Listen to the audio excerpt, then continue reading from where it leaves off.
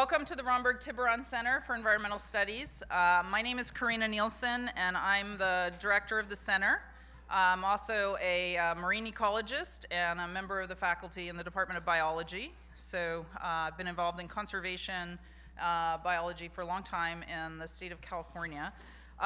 It's really my pleasure to invite you to introduce this session and to have you all here. I wanted to say just a couple words about the center. For those of you who are not too familiar with it, our mission really is to support and sustain the vital connections between science, society, and the sea, and we do that through our research and educational activities. And we have two primary partners on site aside from San Francisco State University. We also host NOAA's National Estuarine Research Reserve program, which has two large sites in the Bay, China Camp and Rush Ranch, that they work to monitor and do research on. We also host the Smithsonian Environmental Research Center. We have collaborations with them, and we're hoping to expand our group of collaborators in solving some of the problems of the future and confronting climate change.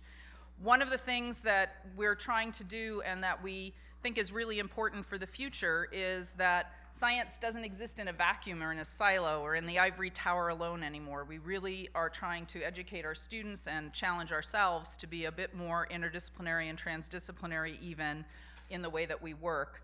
We know that the future is uncertain and challenged by a lot of human activities, and we can't do it with science alone. The evidence that we gather from the scientific approaches is going to help us, but we really need to start talking across a lot of the boundaries that we've created for ourselves between disciplines, between communities, and if we're going to advance and find real solutions. So the Bay Science Collaborative, which is, let's go to this. The Bay Science Collaborative is a new program that we started when I started 2 years ago. And the idea really is to get people to do more connecting, more communicating, and more collaborating. It's a forum for folks from different disciplines to get together, and that's one of the reasons we have this interesting talk format, which a lot of the speakers are a little bit on edge about. We've asked them, we've put them into their little uncomfortable zone where we've said we'd like you to keep it short and get to the point. 7 minutes, they have 7 minutes. So you're gonna hear a series of talks that are 7 minutes long. They're gonna be quick. There's not gonna be question and answer after each talk, but instead, after this morning session of talks, we're gonna go off into roundtable groups where each speaker will host a table, and you will get to go sit and speak with them and ask them questions about their work, follow up on the seeds that they planted. If you're working in the area, you're just curious about the ideas they presented, you can hear more. And we're hoping that this will help seed some collaborations that are productive for the folks in the room and maybe even beyond. You'll have about 15 minutes, we'll ring a bell, and then we'll ask you to switch tables. So you get to talk with more than one person. And then after that, we have plenty of time for lunch. And the program will repeat in the afternoon, and at the end, we'll have some wine and cheese. So hopefully we'll be able to lubricate the discussions over food and bread, okay? And that usually when I go to meetings, the most important time often, aside from those few talks that are really inspiring, is the connections that you make in the meetings and the plans you make for the future. So that's the part that we're hoping to emphasize here today. A few housekeeping things. In case you haven't noticed, we have two Wi-Fi networks. We obviously want you to pay attention to the talks, but in the spirit of communication in the modern world, we also encourage you, if you do such things as tweet. We do have a hashtag that we started last time. It's Bay Science Collaborative, and that's our address at RTC. So, and that's the password if you need it. I'm sure most of you have found the restrooms are in the back hallway, and there are exits. I'm supposed to do the safety thing, right? There are exits on either side. There's other exits in case of an emergency. Our program, we have a wonderful program of speakers this morning. They're not on those slides. I thought they were. They were on the posters. Kathy is going to introduce the speakers to you. I really think this program that we've pulled together, thinking about adaptation and nature-based solutions to sea level rise is coming at an incredibly timely moment. And it's a really great opportunity to have all of you in the room talking together. We really need to be creative if we're gonna buy time to actually solve some of the bigger problems even. And we need to be creative and thoughtful about how we use scientifically based solutions in trying to adapt and to sea level rise. There are a lot of creative and interesting ideas out there, and we want to make sure it gets connected to evidence that will make them successful. And that's part of the point of the program today.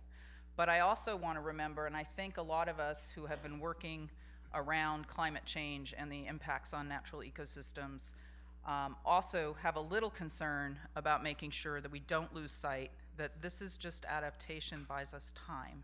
It buys us desperately needed time, but we can't lose sight of the fact that we actually do need to mitigate CO2 emissions for the future. So with that in mind, we still have a lot of work to do in the current time and in the near future. I want to introduce to you Kathy Boyer, who is one of our faculty here at San Francisco State University. She has been a real leader in the field of restoration ecology. She is particularly focused on getting away from trial and error, getting away from just trying stuff and not learning from it. So she works a lot on collecting evidence and doing experiments about which restoration techniques work best. She's also lead scientist on the Living Shorelines project, together with other collaborators, many in the room here.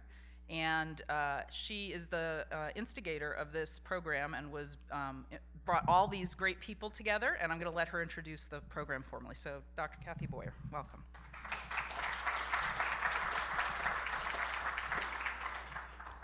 All right, thanks, Karina. Good morning, everyone.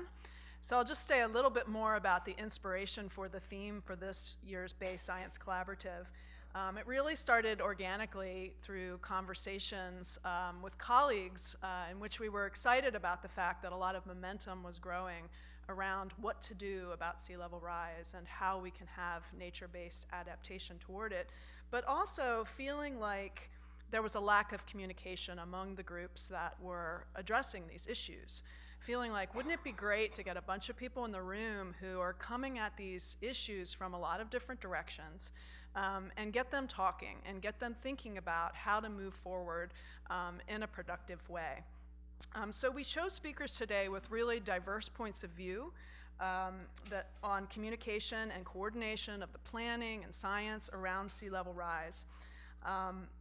What we intend to accomplish today is to foster communication, to get people talking, to start collaborations, to maybe hear some things that we don't already know, to change some minds about what's happening and what could happen in our toolbox of adaptation. So that is really our objective today, to get talking, to get thinking, to get communicating, to get working together as we move forward on these ideas. So without further ado, we're going to get started. And we will have 7 speakers this morning, as Karina was saying. And let me get to our schedule here. Just briefly, we'll have this morning session with the 7 speakers. We'll have a we'll have a break, and then we'll have our discussion tables. We'll have lunch, we'll have our afternoon session, we'll repeat the same thing, and then, as Karina was mentioning, the wine and cheese reception. So we really hope that people will stay all day. That's our intent, and we mixed up the themes of the talks very much with that in mind. We didn't want scientists to only come to hear the scientists. We want the scientists to hear everybody and continue that fill in the blank with whatever group we're talking about. So we do want to have a good variety and a good mixing of people from all different walks. Okay, so let's go ahead and get started. So we are going to start with Andy Gunther. Andy is with the Bay Area Ecosystems Climate Change Consortium. Come on up, Andy. And I'll get you going, make sure that guy is on. It's on. We applaud before the 7 minutes. No, don't applaud because you're wasting my precious time, right? See, we're going here? Yeah, great. So I grew up in Southern California, and I spent a lot of time body surfing. And anyone who's done that knows that you get out there, and every so often you look up, and here comes a wave, and you can't retreat, and you can't get out past it, and you sort of have this feeling of impending doom. You know you're going to get smashed, right? We used to call this getting Maytagged. Now, I never imagined that getting Maytagged would be part of communicating about climate change with the staff of the Speaker of the California State Assembly, but that's exactly what happened to me. Because I was in this office, I was trying to explain to these people about the urgency that climate scientists and other scientists feel looking at the data. They were all from San Diego, and it suddenly occurred to me, I said, did you grow up in the ocean?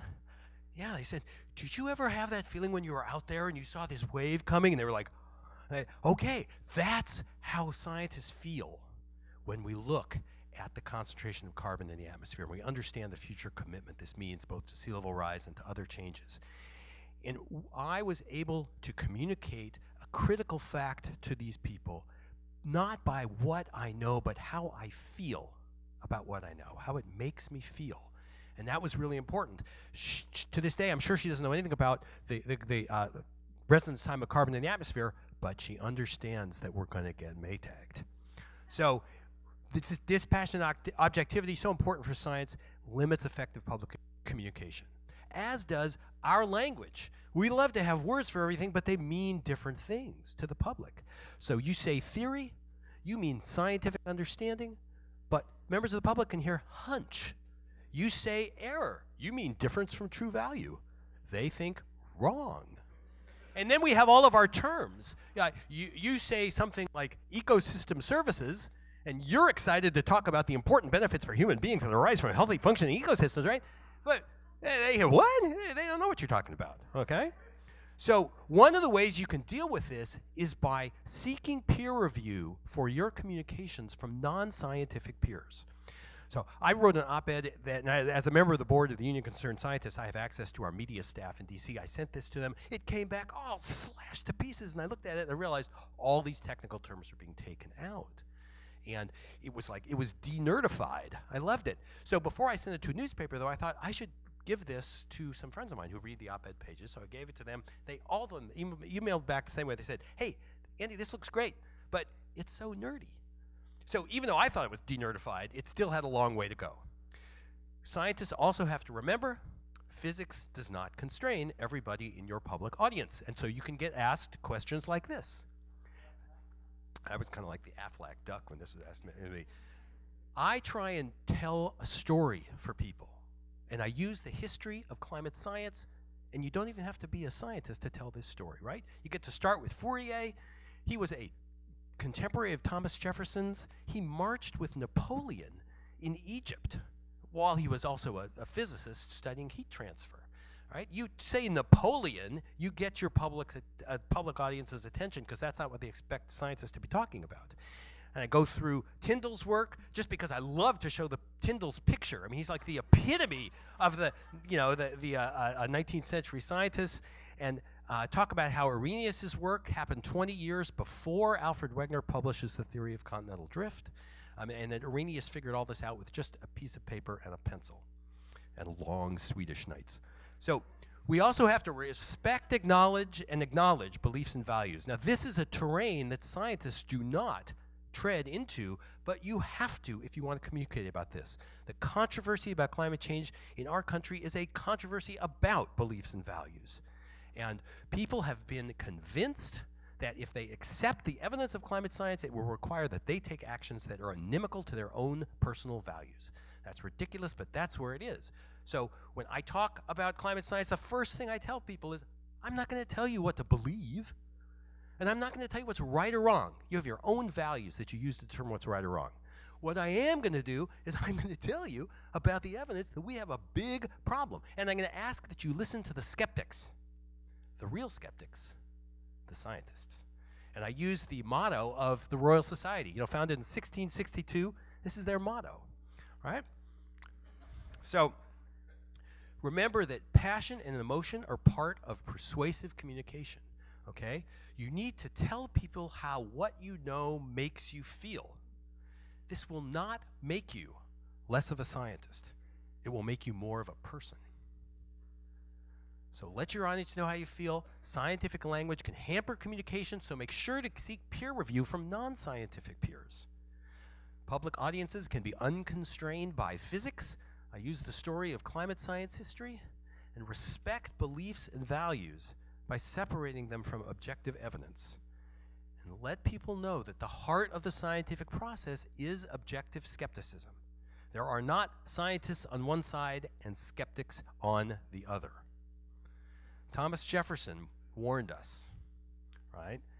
And we, as scientists, we have a message that can cross cultures, can unify nations, as we saw in Paris. And we need to take responsibility for communicating this effectively and persuasively. It is not a job that we should leave to somebody else. Thank you very much.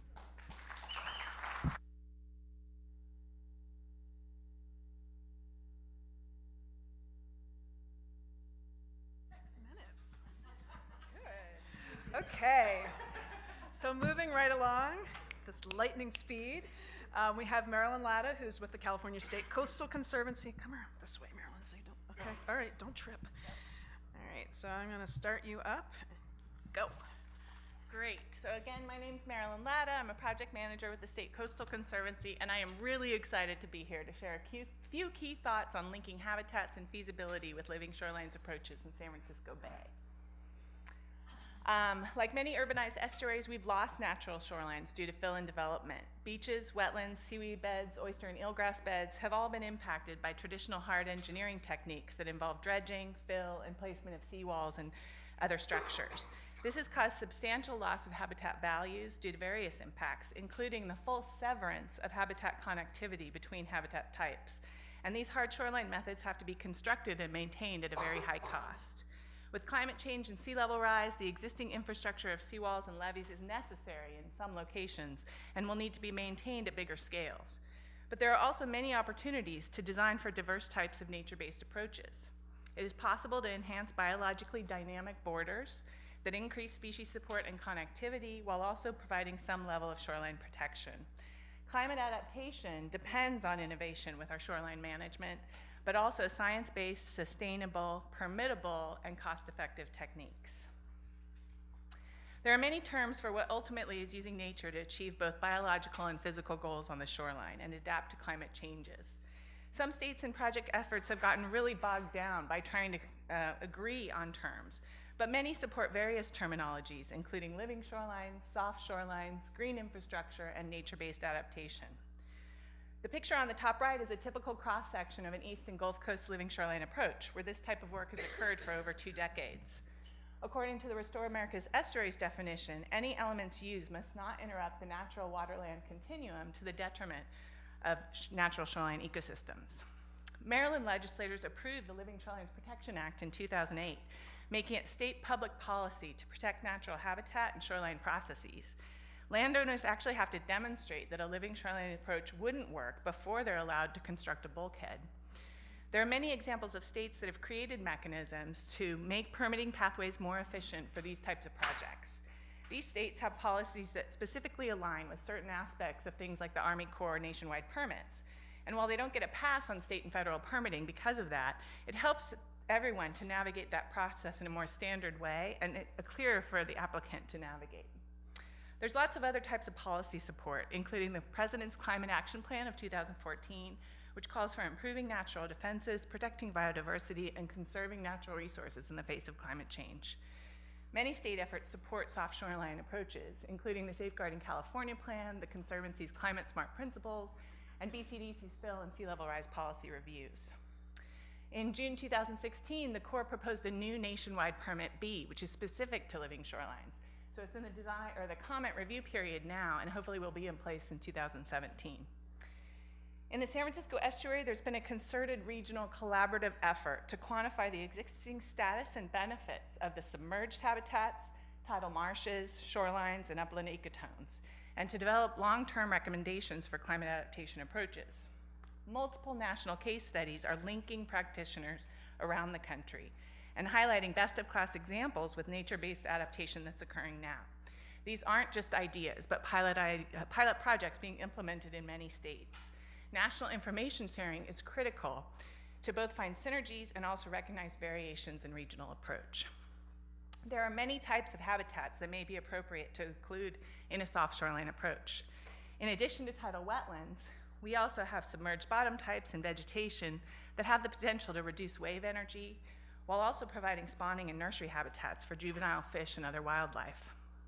All of these habitats occur in different depths, salinity and temperature ranges, and physical conditions. Restoration designs must incorporate siting and methods that take this into account. Here's a cross-section again, but more specific to the complete marsh approach recommended in the Baylands goals. One size is not going to fit all, but some sites may be suited to one habitat type, and other sites may have the spatial area and the conditions to link multiple habitats as part of one linked approach up the shoreline edge. Each habitat has the potential to provide varying amounts of those ecosystem services for humans and also functions for wildlife. The Conservancy is working very hard with multiple partners, including RTC, to pilot various approaches on the shoreline and in the bay. If successful, these self-sustaining designs will continue to grow and expand in the future. There are many site-specific considerations when planning a project. You've got to look at existing uses of both the bay waters and the shoreline. It's really important to look at parcel ownership. And as this map shows on the right, it's a big, complex patchwork of public-private ownership in the bay. It's important to look closely at depths for habitat restoration and depths for access for construction and monitoring. The map on the top in the light gray shows areas that are less than 10 feet deep. And the picture on the bottom left shows how hard it can be to access shallow subtidal areas. The night picture shows the tide schedule. There's a complex regulatory framework to navigate. Strong environmental laws require analysis of proposed impacts and benefits. And while we know that they need updating, these laws are there for good reason. It's important to think carefully about fill justification, materials that you're going to use, construction methods and timing, and how you'll avoid impacts. And it's important that we thread the needle carefully and balance innovation and feasibility. There are barriers to innovation: science and data gaps, institutional inertia, lack of a broader context for how shoreline management decisions are made bay-wide, and also lack of an advocate. It's important that we focus on feasibility. We test different approaches in pilot projects, document success before scaling up, and monitor long-term benefits and impacts. I love this picture after Hurricane Sandy, showing conceptual wetlands around New York City. But of course, once we get into a design phase, that actual configuration may look a little bit different. So in summary, even though sea level rise and climate change are daunting and depressing topics, the carefully considered future is bright. We need more pilot projects to test different approaches. We need to develop best management practices and design criteria. Capacity building is needed on all fronts. And we all need to work together to encourage thoughtful use of beneficial bay fill and experimentation with projects until we find out what works best in different areas of the shoreline. Thanks so much.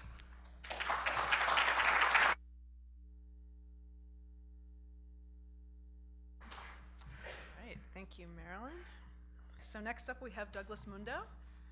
You guys keep wanting to go across the cords. I know someone's going to trip. Douglas is the co-director of Shore Up Marin. Good morning, everybody. I know I just only have 7 minutes, so I decided to videotape the presentation and make sure I'm not going over 7 minutes this morning. I'm a resident of the Canal community in San Rafael, and as you understand, climate change, sea level rise, and all what is going on around the environment is going to affect everybody, regardless race, economic status, and you name it. So here we are, residents from local, I would say, communities or underserved communities that getting into the conversation of how sea level rise is going to impact our communities, how my family is going to be impacted by all what is happening in the neighborhood. So what we decided is to, as part of Shore Up Marine, I'm the co-founder and co-director of Shore Up Marine, and we decided we need to bring together residents, key stakeholders, to have a conversation about how can we respond to these issues and develop some potential mitigation efforts from the community perspective. So what I'm bringing is the community perspective and what we are doing at that level. So I will show this video that brings involvement from residents, youth, local politicians, and some other efforts that we have been doing in order to prepare our communities and be not so skeptical about the impact of climate change in those in marine and also especially in those underserved communities. So I hope that everything's gonna work, okay?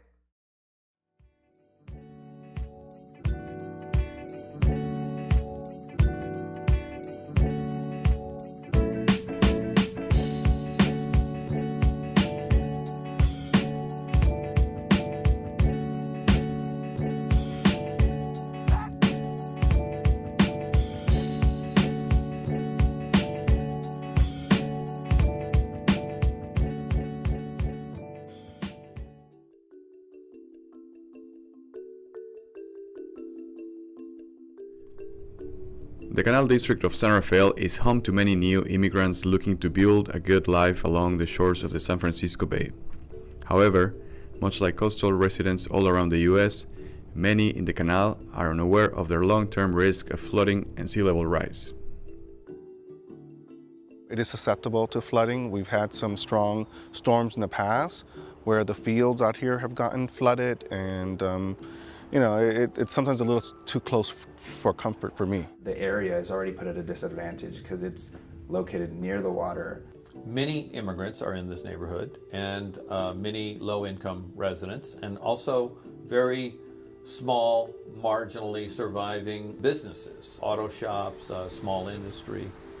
They're all in this neighborhood, so it's a very impacted neighborhood economically, at the same time that it is really one of the most susceptible neighborhoods in the North Bay to sea level rise. It used to be right here. What people don't know, you can see, you'd be able to see the bay a long time ago. The water used to come up on a 7-foot tide on Belvedere Street right here. This is 1983. 33 years ago, can we imagine what's going to happen when the tide goes up even higher? This beautiful place we call home has a number of risks. Everyone knows about the risk of earthquakes, but we are also at risk of sea level rise. Our shoreline areas are protected by a mix of gray infrastructure, like the seawalls and levees shown in these pictures. There's quite a bit that's already at risk. A lot of our shorelines are already at risk. We have a lot of natural resources, wetlands, parks, public access that are all threatened by sea level rise. There's the level of traffic driving through all that, but then there's also the impact on the neighborhoods and the people living there, and then what kind of preventative measures can be happening. It's going to be worse during flood times, and it will definitely impact the Bay Area, and it will definitely impact downtown San Rafael and the neighborhood we're in, the Canal District, and the wetlands that are right around here in the canal. What happens when walls and levees fail? Gray infrastructure protects us, but also makes us vulnerable. Hurricane Katrina showed us what can happen when communities are not prepared. We're very far down the road where carbon is in our air and it's causing a global warming effect that is melting our ice caps. Climate change is one of, if not the most extreme priorities. The challenge with it is that on any given day it doesn't feel like the most urgent because it's unfolding kind of gradually. However, it's by almost any analysis, if we're honest about it, the most important because the impacts are so extreme to everything, to our environment, to our public health, to our economy, if we don't step up and do something. I think having face-to-face conversations is really, really important. When you talk about an enormous, complex issue like sea level rise, it's hard for people to get their minds around it. But if you say, hey, this is my experience, I live in a neighborhood that's going to be affected, and this is why it concerns me, that's really impactful. You know, as humans, that's part of the human experience of having a conversation. Well, Marin County is doing quite a bit. I actually work on a program called BayWave, which stands for the Bay Waterfront Adaptation Vulnerability Evaluation. And what we're doing is a vulnerability assessment for all of the bay shore of Marin. And what we're trying to do is assess how vulnerable the county is. And so what we're hoping to do is begin the conversation with all the communities, with the decision makers at the cities and the towns about what happens, what's there now, how will it change if they're impacted by either temporary or permanent flooding, and then really starting to bring all those people together to think about how they want to plan for the future. The City of San Rafael has a program to help people become disaster ready, and it's called the CERT program. And I mention that even though it's disaster preparedness, it gets people to start thinking about what is my role and what can I do to protect me and my family. And so I would encourage people to sign up for that because they both learn about the issues and they learn about how they can be self-empowered. And I know people have to prioritize, there's only so much they can do, but that is going to affect all of us, and especially our young people. They have to learn about it and be active, and sooner than later. As young people, I believe that the steps that you can take in combating sea level rise would be getting that education, making sure you know who is in support and who isn't, and who is unaware. We are not powerless. That's where the hope is by youth involvement.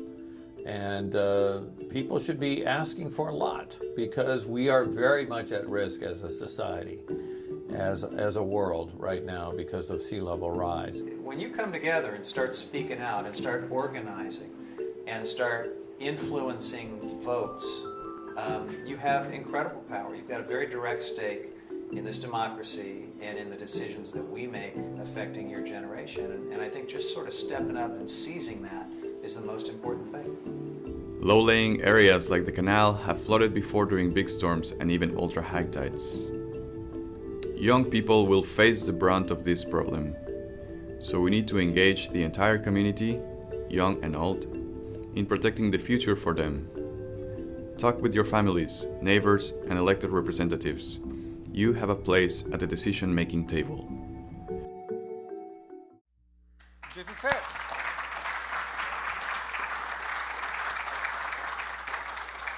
I just want to conclude by saying that through Shore Up Marine, we have been able to once again do trainings of CERT training. We started with sea level rise, and we are also preparing our communities against any kind of emergency right now. So Shore Up Marine is a multiracial, multilingual, I would say, coalition, environmental coalition, advocating for equitable inclusion of low-income communities into the planning and preparedness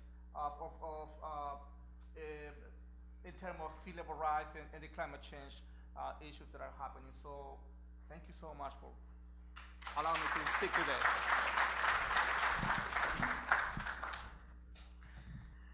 Okay, so next up we have Julie Beagle from the San Francisco Estuary Institute. And go ahead and start. Hi, I'm Julie from the San Francisco Estuary Institute. And Andy, mine is going to be very nerdy, and so I hope I can communicate it well.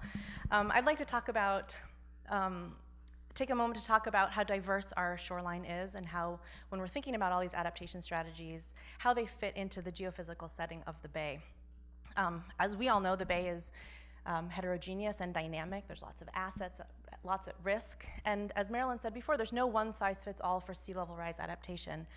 And perhaps the real problem is that as a region, we lack a science-based framework for citing and evaluating climate change adaptation strategies that are appropriate for those physical conditions. So in true SFEI form, we start with the historical bay, and if you run your eye along the shoreline, immediately you see embayments, promontories, areas with lots of mudflats, areas with little, areas that are very close to the deep bay and areas that aren't. So those are just some of the differences. And even in the intervening years, when we have largely cut off the physical processes that created and maintained those baylands, like dams, the levees, urbanization, the subsidence that followed, the bay shoreline is still very complex, and we can't really talk about the shoreline as one kind of whole thing. It has to be differentiated because it's made more complex by all the assets that we have along the shoreline, the transportation structures, low-lying housing, as we just heard about,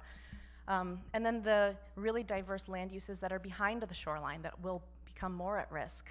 Here's just an example of some of those things.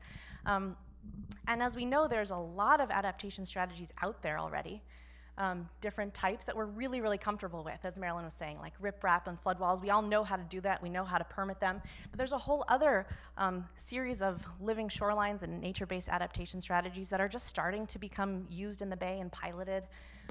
Here are just some of them that we maybe aren't as comfortable with as a community. And currently, there's no overarching strategy or guidance on where certain of these strategies might be more appropriate.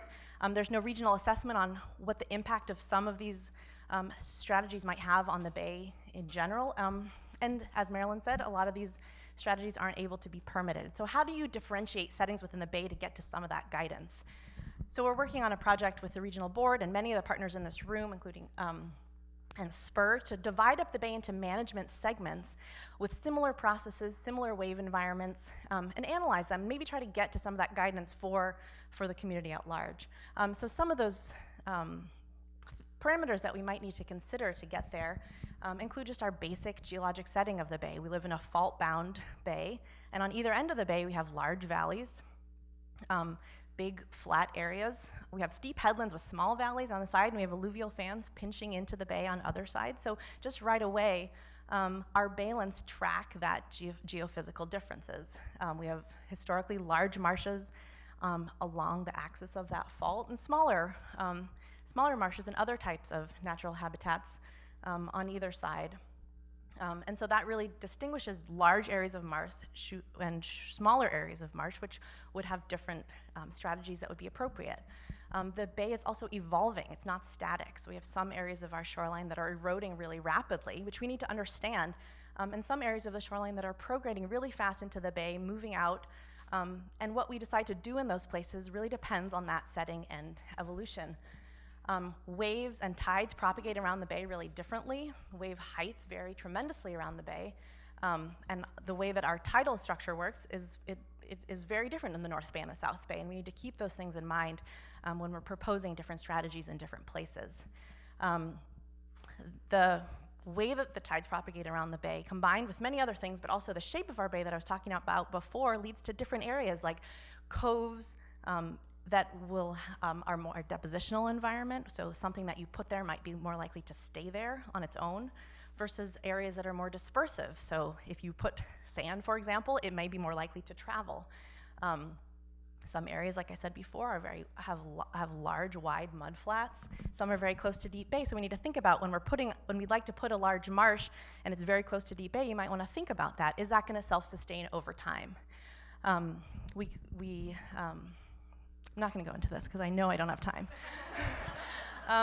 The shoreline is also composed of many different things, as has also been said already.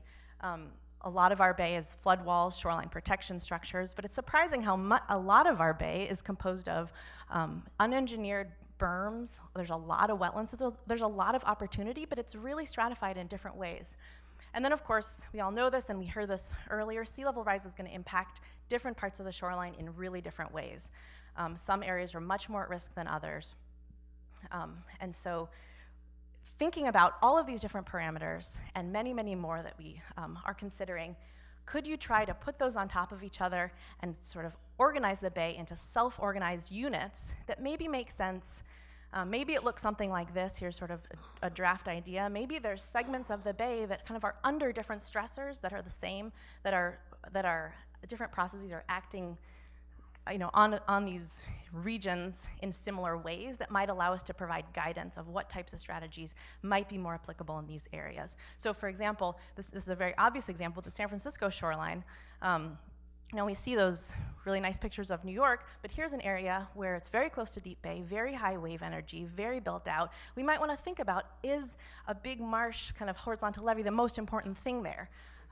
Contrast that with the South Bay, where you have a lot of available sediment, you have low wave energy, you have a lot more maybe opportunities for trying some of these newer marsh-based, nature-based strategies. I'm not saying that's right, it's just something to think about when we start to propose these ideas in different places. So To finish, just wanted to repeat that the Bay Edge is diverse and dynamic, and we need to think about that. Not all actions belong everywhere, and we really need these creative solutions. We really need to pilot them and evaluate them and see how they work, but we should really think about the context in which we propose and put them. And maybe this could be a way to help guide permitting and other types of decision making. Done.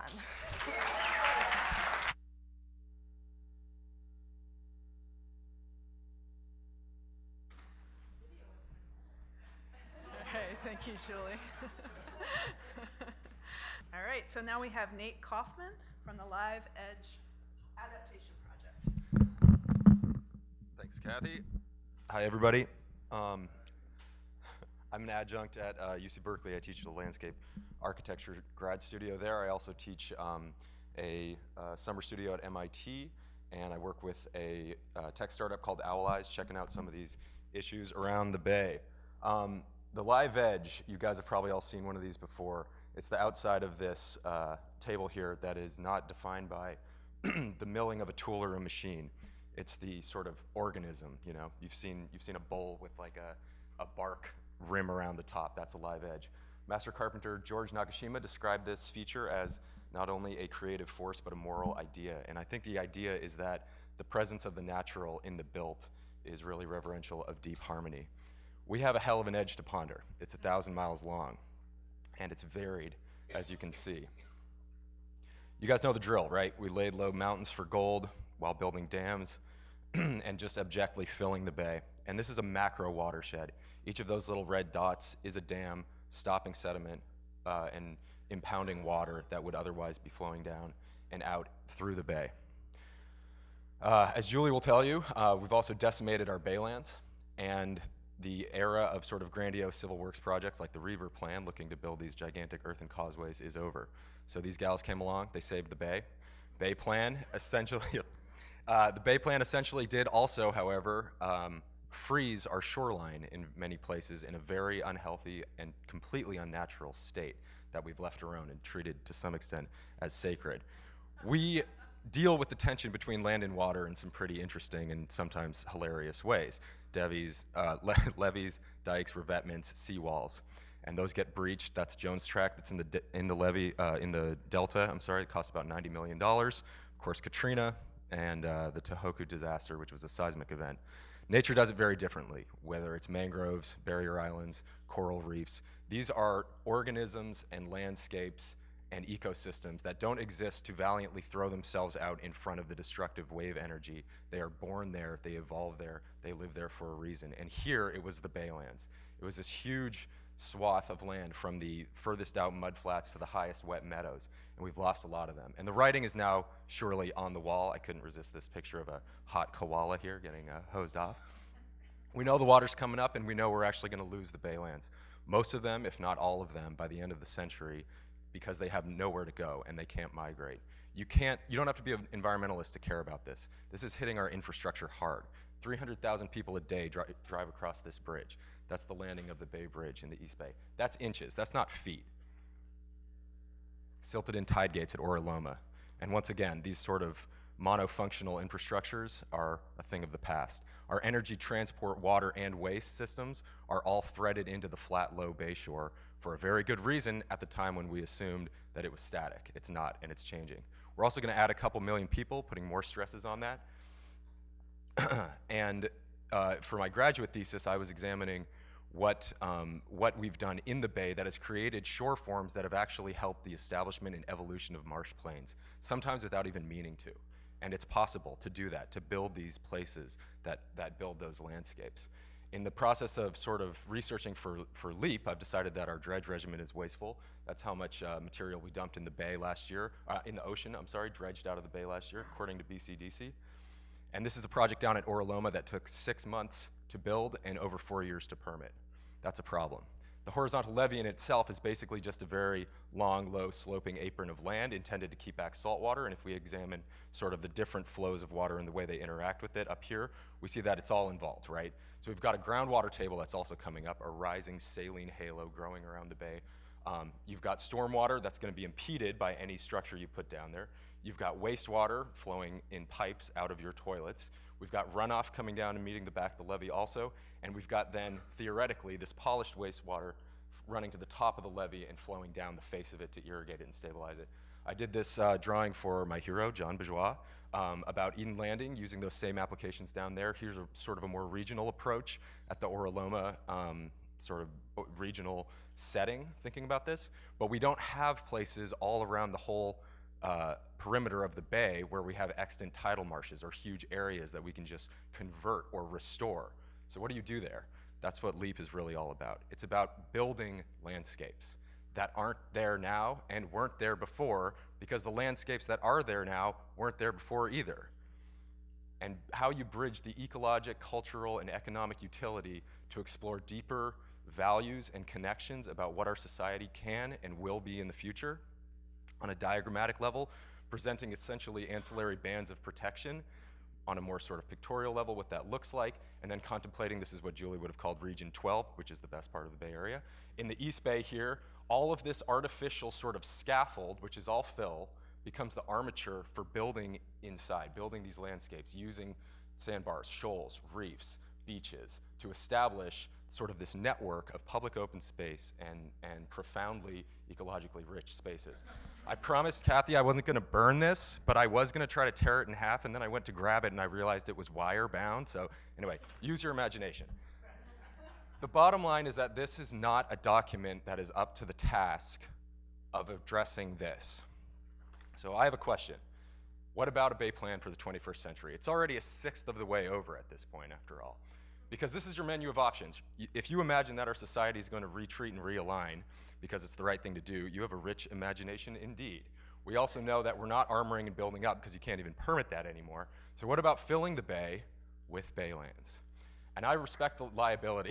Yes, I respect the liability. I know these are ecosystems that are fragile and that are linked through organisms that are living creatures that matter on an ethical level. I also know that we have a legacy of detrimental effects on the bay that we need to reconcile, and we need to look at this on a broad view, both in the scope and scale of time and space. Marsh plains are an extremely valuable and potent carbon sequestration device. I'm going to kind of blast through this. So we need a hell of a lot of dirt to do it. In fact, Andy Gunther wrote a great paper called How Much Dirt Is That?, trying to quantify exactly how much dirt we might need to do this, using landform as adaptation strategy for sea level rise. One way to do it is to locally source it and essentially create these long, low sloping aprons. The environmental affairs officer from East Bay Municipal Utility District is here, Doug Wallace. He's sort of a brother in arms, and he and I formed this group ensuring a lawsuit by naming it R2D2, contemplating how we can redirect societal and municipal waste and byproducts into novel shore forms for multiple benefits. So wastewater, dredge spoils, trench spoils, biosolids, impounded sediments in our flood control structures, et cetera. And this is what that might look like. So this is the live edge interweaving in this mosaic, the ecologic and the economic functions through this critical stitch of the ecologic. Places you want to go with your family. Pedestrian and biking infrastructure, oysters, turning those old nascent cells back into functional marsh plains, nature preserves, places you want to go at night in the bay, places you want to go after work or on your way home or on your lunch break, and on a large, large scale. This woman is Wangari Maathai. She founded the Greenbelt movement in Kenya, which planted over 50 million trees in that country alone. And then I'm getting a signal like this from the back of the room, so I have to wrap up now, and that's what it looks like. Thank you very much for being here, and next.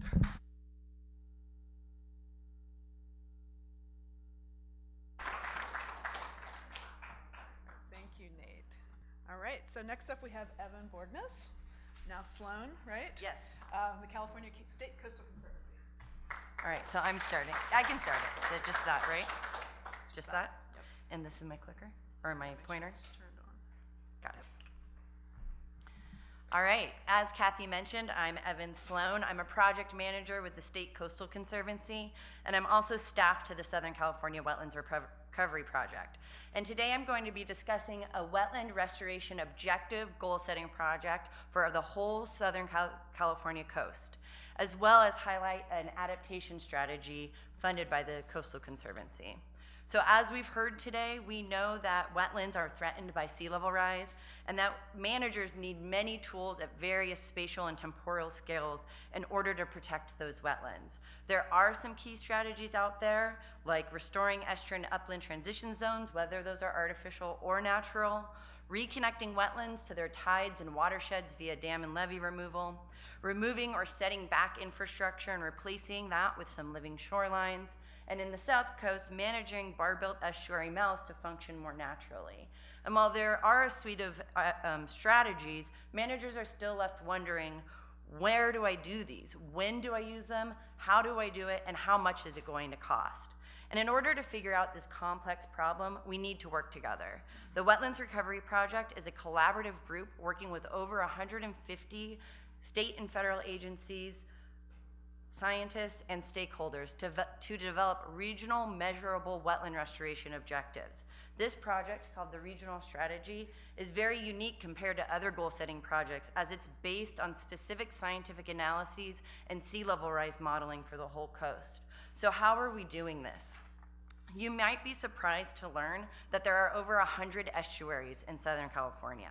To make this more manageable, we needed to categorize each wetland into a specific wetland type, which we call archetype, and then distribute that between 5 subregions. So here you can see I'm showing you the archetype distribution across the coast. And once those classifications were made, we analyzed the historic, current, and future changes on a series of landscape metrics, which I've listed here. Based on those analyses, the scientists were able to develop measurable restoration objectives.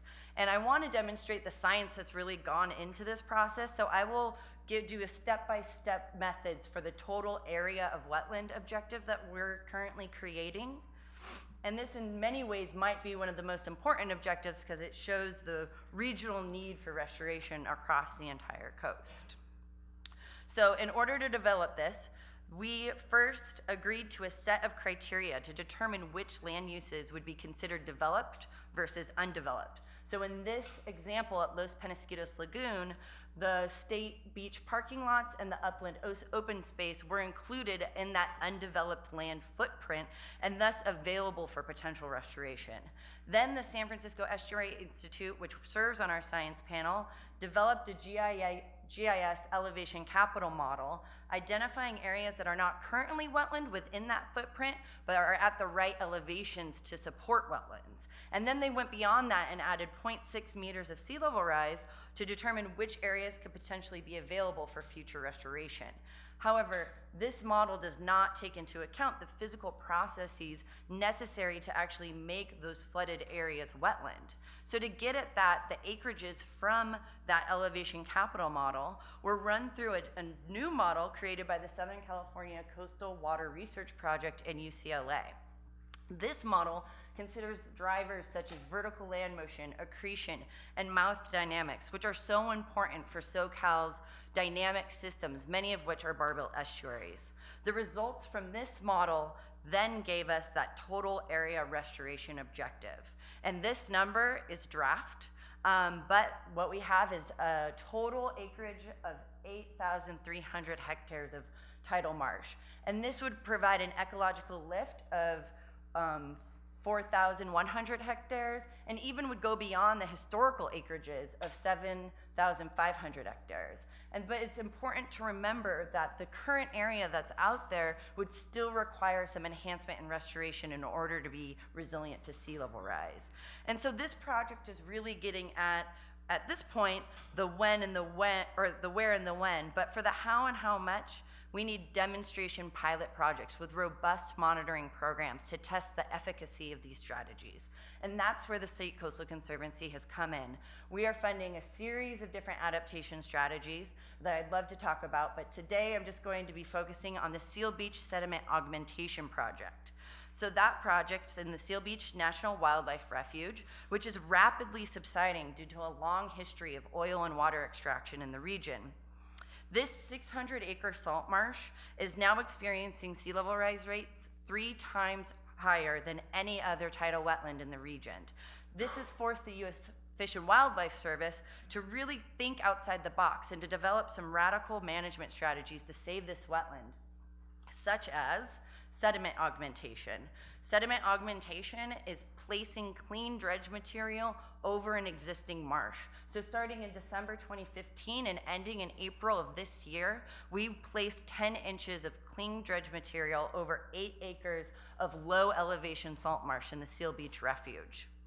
And this is what it looks like today. Now the project team is working on the post-construction monitoring program, which includes measurements on elevation, sediment dynamics, creek morphology, carbon sequestration, and vertebrates, birds, and plants. This monitoring program to date will last 5 years. And I don't have any results to really show you, but here is a post-construction elevation survey.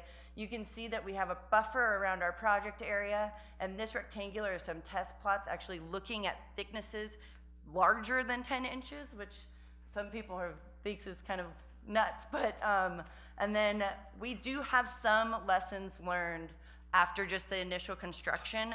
Things like we want to promote more sediment sampling because our material was actually a little sandier than we were anticipating.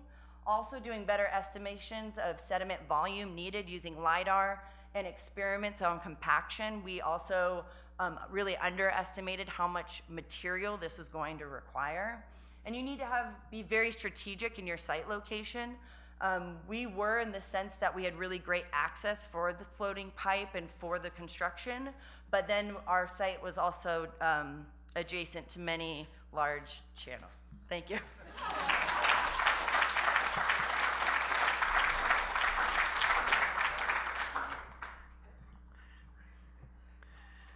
All right, so we're going to end our set of morning lightning talks with John King, who's with the San Francisco Chronicle, and all right.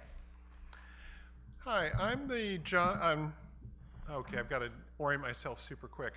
I am the San Francisco Chronicle's urban design critic. Basically, I am a lifelong journalist who now writes about architecture. And the reason I have convinced the paper this year to spend a lot of time writing, having me do projects, large pieces on the need for the Bay Area to rethink how it plans the Bay in the light of sea level rise. The reason I'm doing this is, trust me, I am profoundly not of a scientific bent.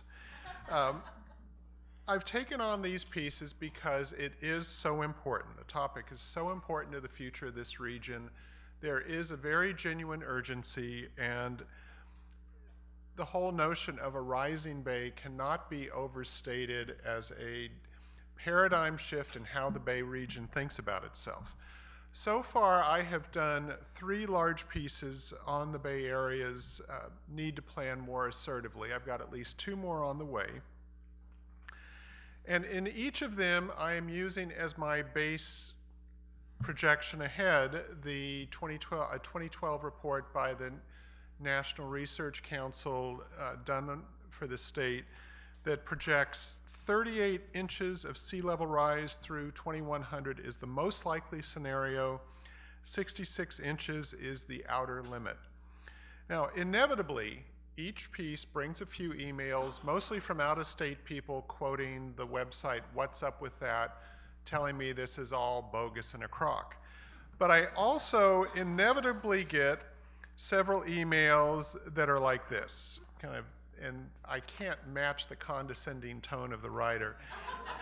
Ocean levels will be going up much more rapidly in future years than in past years. New Orleans goes away by 2050. Most of Florida below Tampa becomes uninhabitable by 2065. Much of the San Francisco harbor line goes underwater by 2050. Or a writer who referenced the Greenland glacier shelf and the Antarctic glacier shelf or whatever. Again, I'm not a scientist. And wrote, a sudden 20-foot sea level rise would bring a tidal bore through the Golden Gate and it would roll all the way to Sacramento as a standing wave. And my response to these, kind of how I would respond, and the point I want to make in the 5 or so minutes I have left is yes, but. The thing is, even if every concern about sea level is right, and again, I totally agree on the urgency, even if the National Research Council numbers done 4 years ago are now out of date because everybody knows that the projections keep getting worse, they don't get better, and it doesn't stop in 2100, fill in the blanks. The fact is, no matter how pressing this issue might be, for everyday people, the people who are living their lives, there are a lot of other pressing things, and there are a lot more pressing. It's the price of housing. It's the need for a job to afford that housing. It's the environmental question of hillside protection. It's who cares about sea level rise? An earthquake could hit before I finish this sentence. You talk about, my gosh, you know, the approaches to the bridges could be flooded. We could have 880 go underwater, and people would say, good, we shouldn't have cars. And for a lot of people, honestly, the issue right now is, what if Donald Trump gets elected in November and brings the apocalypse? You know, so if you tell people that none of this really, really matters, what's important is these tidal shifts that are going on large term, and they're going to kind of say, okay, I don't care. You know, I mean, I hate to say it. You know, I think it's just the enormity of what do we do? Other people will say, you're going too far, call me back when it's actually happening. And you and I can say that's not the right approach. That's why I'm doing the series saying we have to rethink now the last half century of thinking about the Bay. But the simple fact is, that's how a lot of people will react. If they don't say you're going too far, they're likely to say, oh my God, I should have listened to Al Gore back in 2002. It's hopeless. So I'm going to have a salami sandwich after all. I'm going to order that second old fashioned, and then I'm going to get some land in Iowa, because what can we do? So the point of this, and I just want to wrap up, I am not saying any of this to be skeptical, and I agree with all the points made before, but I think it has to be less of the, by 2100 we could be 20 feet underwater and it's just going to get worse after that, and kind of do what Marilyn referred to early as threading the needle. I mean, I'd really urge people who care about the Bay Area and people who care about the future of the region and the intersection of land and water, which is what makes this region so special, to figure out how to adapt one step at a time. Take these test things, keep thinking about moving them forward, essentially go from the enormity to the we can do this, one step at a time, and figure out how to make each step ahead more rapid than the one before, because that's what we need to do. Thank you very much. Thanks for coming back, and welcome to our afternoon session. There'll be lots of time to talk this afternoon. You just have to stay still for 7 speed talks. Oh my God. See what we're doing for you? Okay. Well, we've seen lots of new ideas, lots of call for open minds. Yeah, these things aren't rocket science. It's what we need. Let's just face it. We've heard calls for overarching planning, regional strategies, incorporating communities. That's great. I should introduce myself. I'm Ellen Hines. I'm the associate director here. I'm a professor of geography and environment at SFSU. My lab does marine zoogeography, so we work with those cute megafauna every one of you really want to work with. and we also do marine spatial planning. And we're a geography lab, and I guess that's the other thing is when people say scientists, there are all kinds of scientists. There are scientists who work with some of these really wonderful social issues that you're thinking of, scientists who work with economy and governance and anthropology. And I guess my call would be, let's be, the sort of nerdy term is transdisciplinary, where we try and blend the sciences for a common goal. So when we say science and when we say scientists, let's just realize there's all kinds of scientists. And I guess I would challenge us all to think beyond the traditional sciences that we work with or that we employ, and search out some of these people who have specialties in these transdisciplinary or interdisciplinary or just plain complicated issues that we're all trying to solve. All right, so let's get started. Okay, I'm a PC person, but I'm going to try this. And our first speaker is... What kind of person? I'm a geographer. A PC person. Is that politically correct? No. It's Windows. It's Windows. Peter, come on up. So our first speaker this afternoon is Peter Bay, who is a coastal ecologist. Okay. Once I click this, you have exactly 7 minutes. Wish me luck on 7 minutes.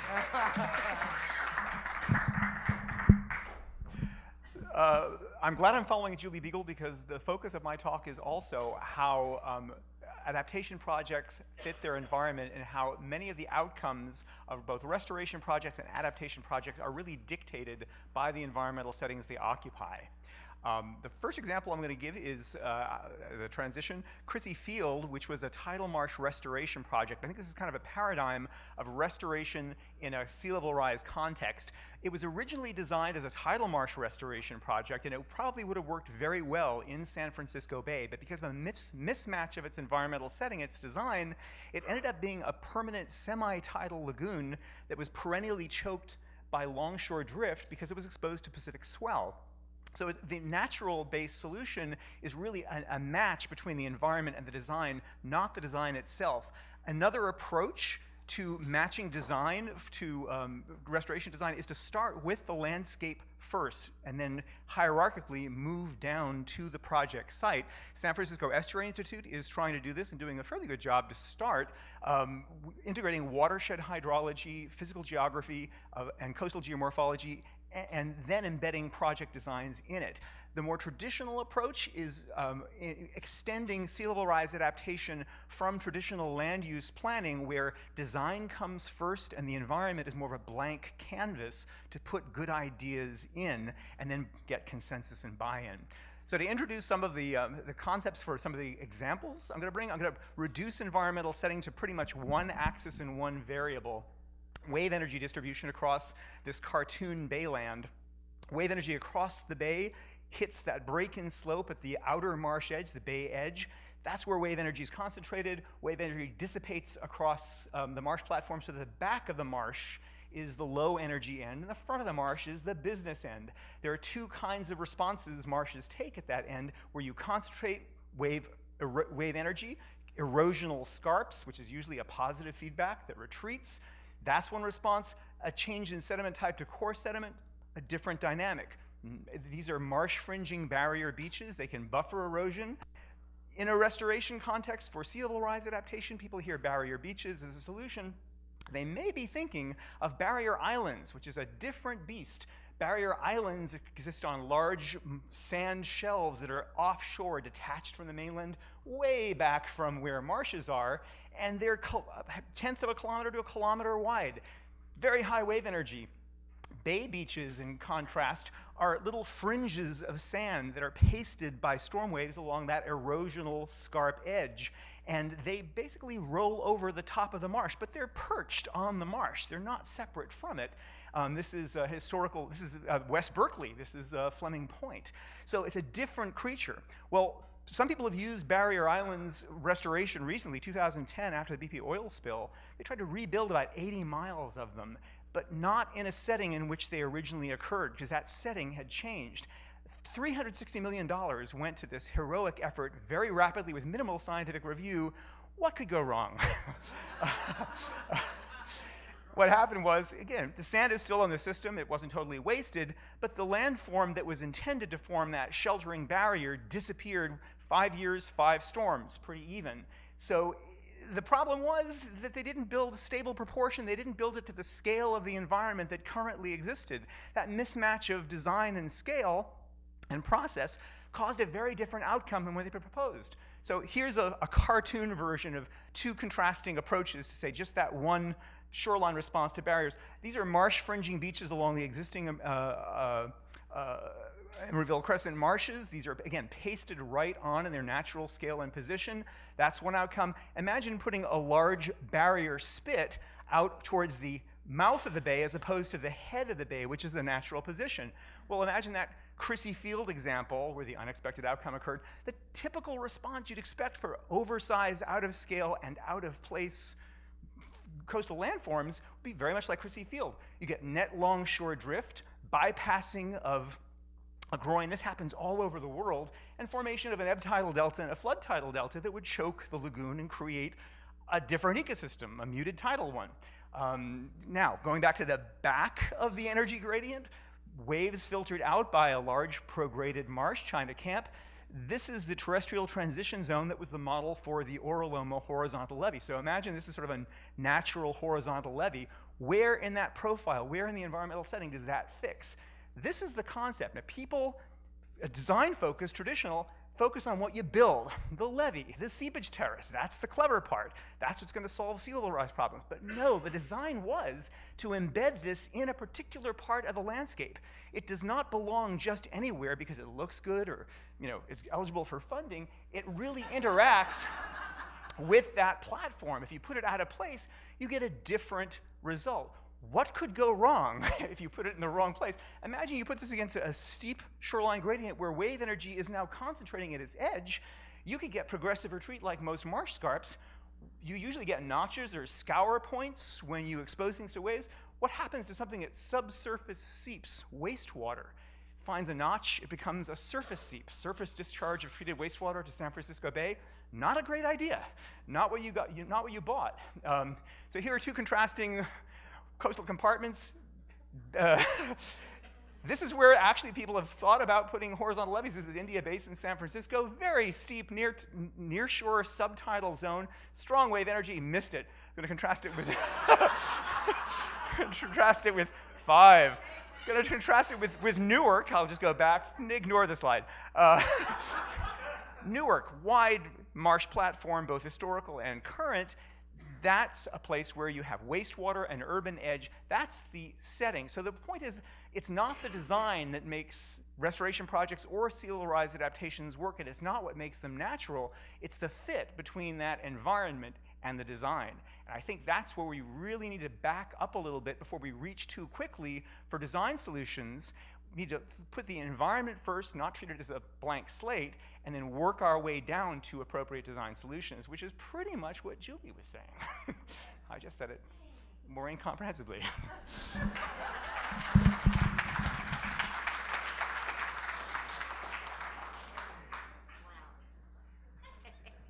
That was heroic. Thank you.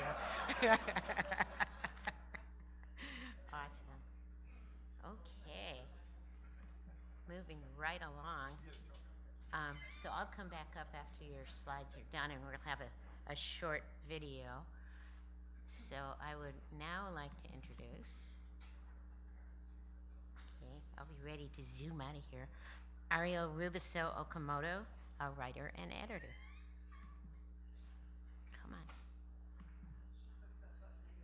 Click that button, double click. There we go. So my name's Ariel. I am a science writer that writes at a different level than John King. I've tried to work on translating some of the science that you guys have generated for policymakers and decision makers.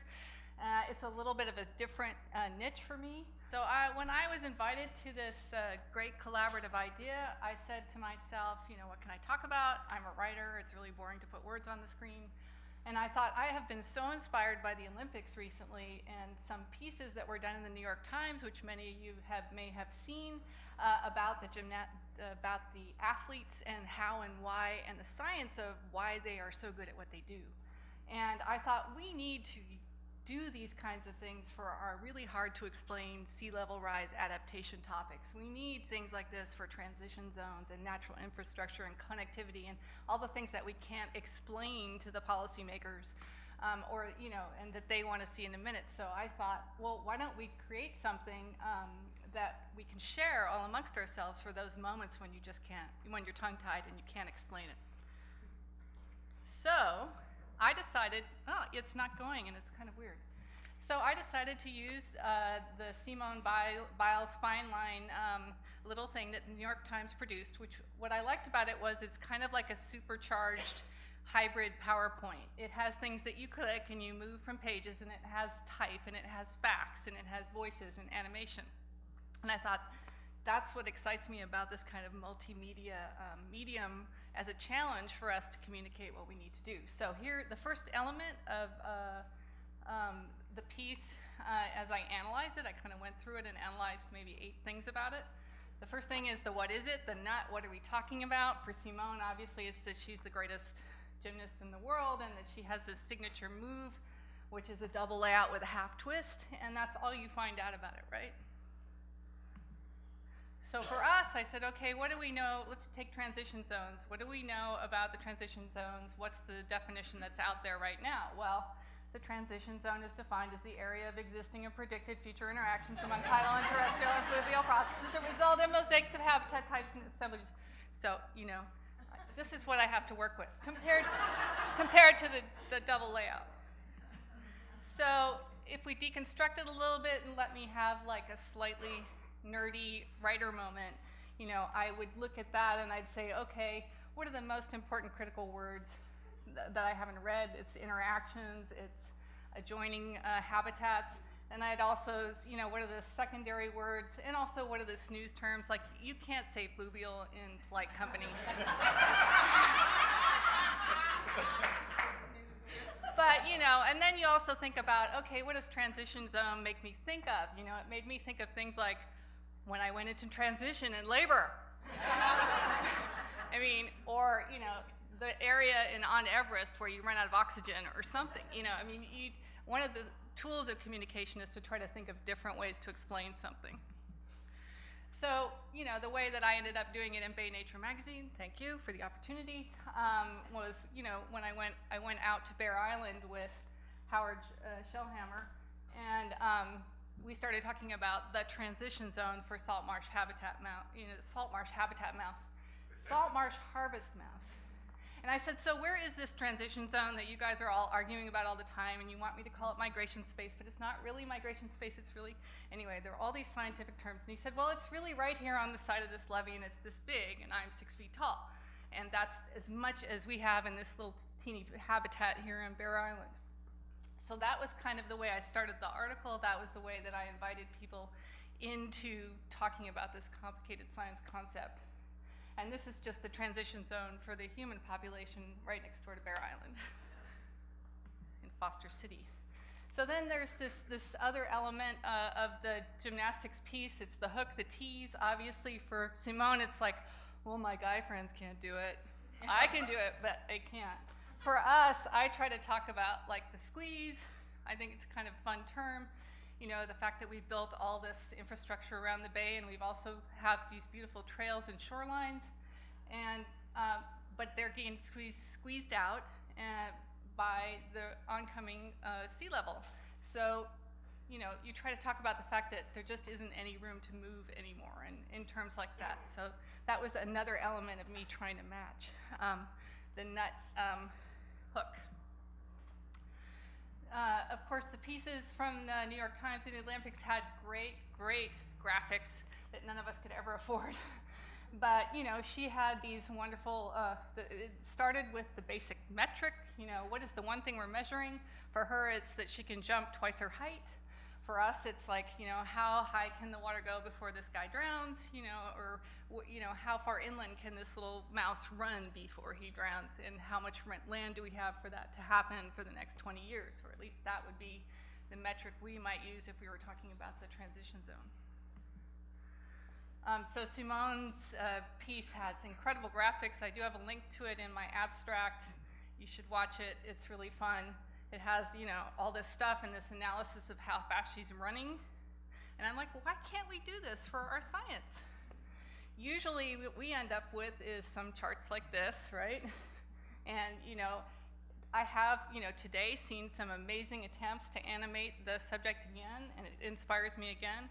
And after this is over, I'm just going to show a little clip from this movie that a friend of mine did that has some extraordinary animations that I would hope that we could think about in the future if we could find the money to explain how water moves across the landscape, which is the hardest thing for us to communicate, I think, over time. So Simone's piece also obviously had the expert testimonial, the validation. In her case, it was her coach saying, nobody else works as hard as she does. For us, it might be our coach, someone like Josh Collins, saying, God, we've got all these incredible ecological ecosystem services around the bay, and we need to save them, or else. And I know because I'm a PhD. So.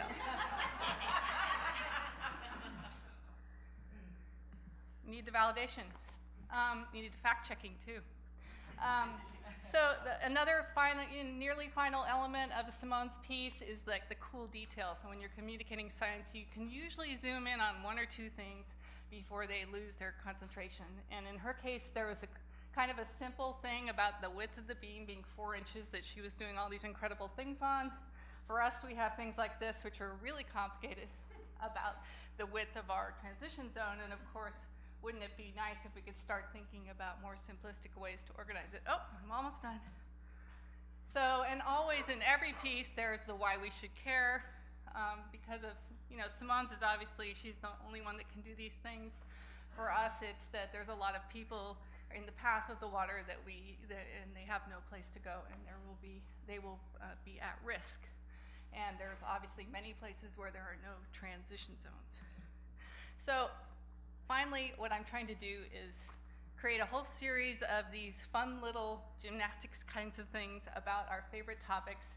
And I'm trying to raise money for it, and I'm hoping that you will come to my roundtable and help me brainstorm what should we be doing on some of these subjects and how to talk about them. Okay.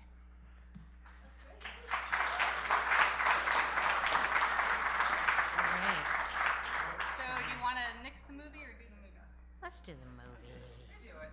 So this is just just make sure to watch what's happening to the water in the graphics of this. Just the animations part of it. When I was a kid, I used to hear this saying all the time. It goes, whiskey's for drinking, water's for fighting. The Colorado River and the tributaries that make up her basin define the American West. In Native American traditions, people consider this the heart of the universe. Water in the West is our most valuable resource. It's like 250 miles away where we get our water from. I mean, even the water commutes to LA, come on. Water, which is so precious, doesn't come like it used to.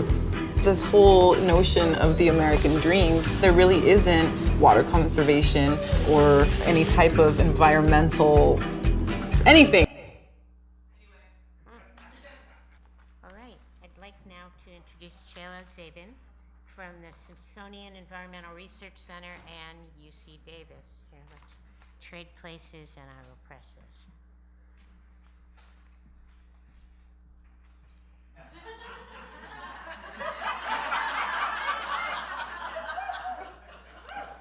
So, one of the consequences of sea level rise is increased flooding and erosion of coastal areas. And one response to this is to build hard structures like groins and seawalls.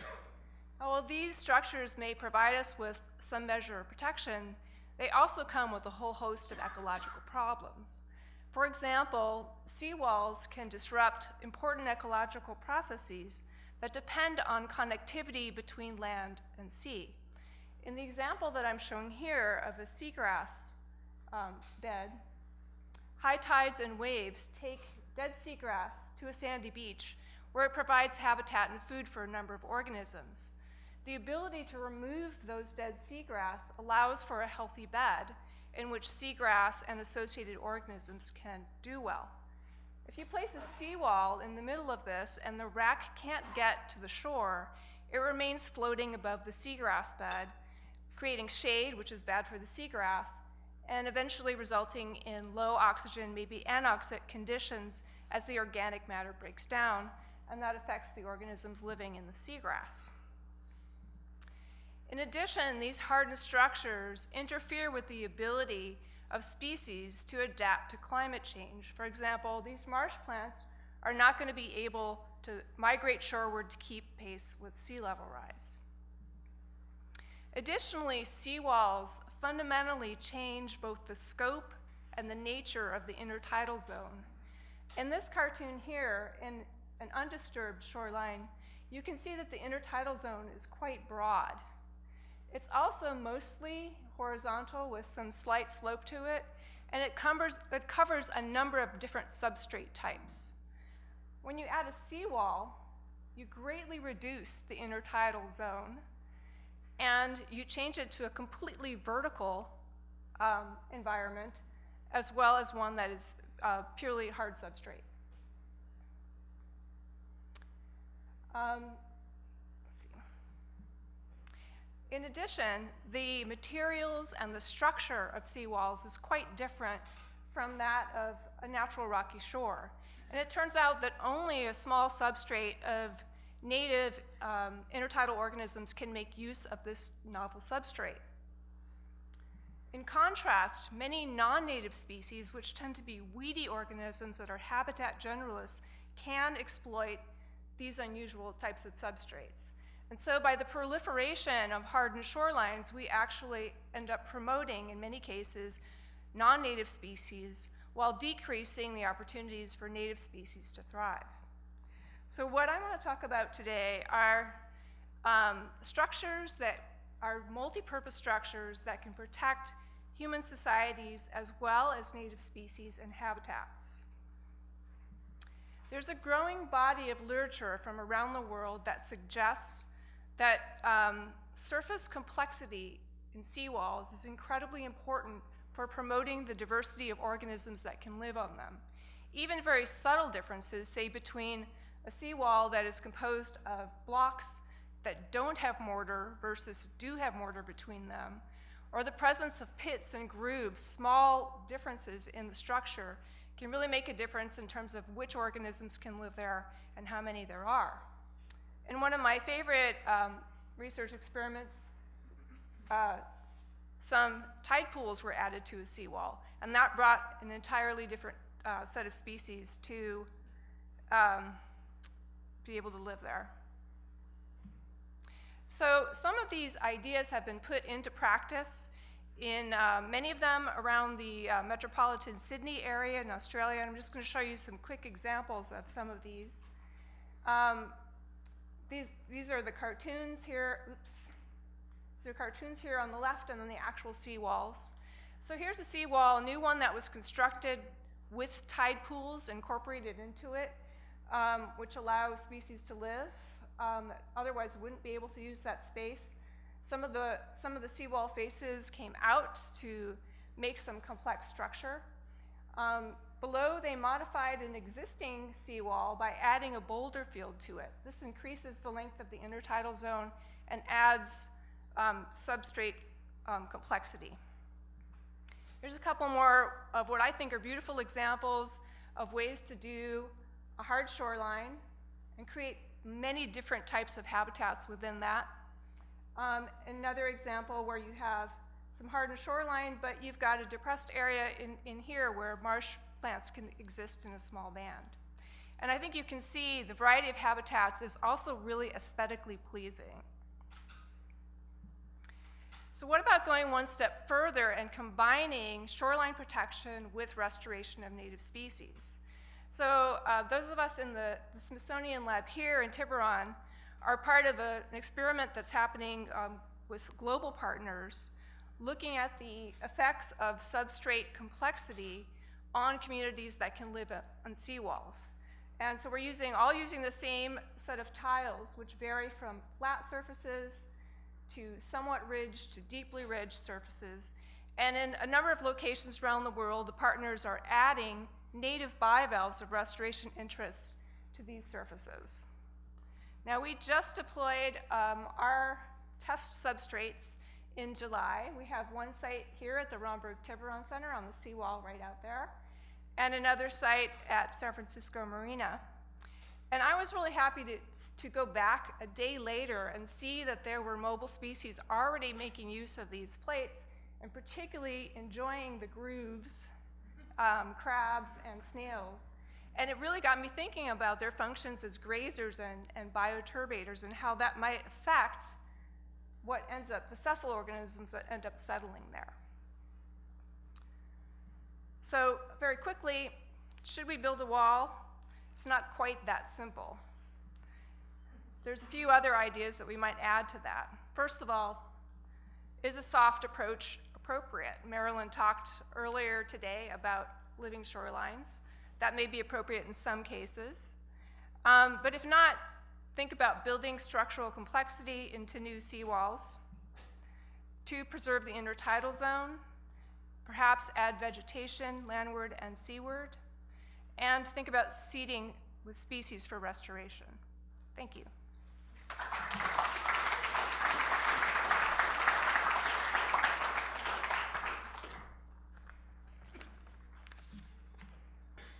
Our next speaker is Peter Leventhal from Marin County. What? Roger.